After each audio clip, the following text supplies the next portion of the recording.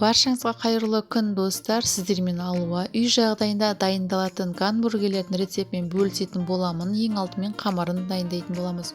Сүтімізге дрожж, қант, тұзымызды және жұмыртқаның ауызын ұнның кішкене бөлігін салып, жақсылап араластырып, өз бойын алғанша бетін 10 минутқа жуып демалдыратын боламыз.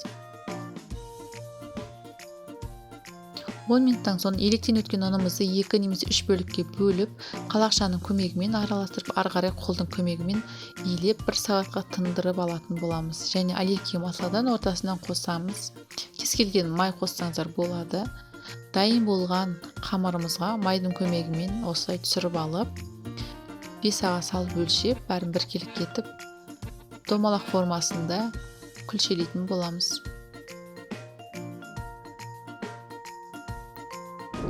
Видеом соңына дейін қарап, каналыма тіркеліп, жанында тұрған қоңырауша белгісін басуды ұмытпаңыздар. Видео ұнап жатса, рецепт ұнап жатса, лайк қойып, комментарий қалдыруды ұмытпаңыздар.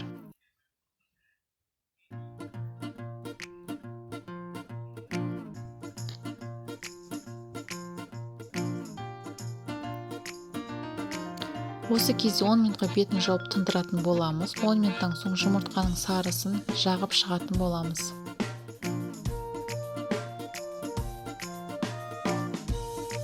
Жүк 80 градуста 35 минут пісіріп алатын боламыз. Енді кезекте күнжотымызды сеуіп, 5 минутқа демалдырып, ыстық пешке жіберетін боламыз. Енді кезекте котлеттерімізді қуырып, пісіріп алатын боламыз.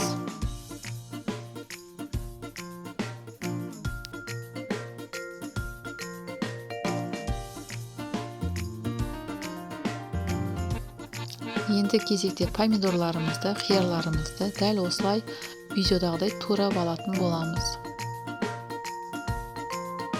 Піскен нандарымызды суытып, бірақ кесетін боламыз. Нандарымыз өте жұмсақ, нәзік, дәмді шыққан. Соус жасаймыз. Кетчуп, майонезді араластырып, бетіне осылай жұқалап жағып шығатын боламыз. Салат мен литісімізді қойып,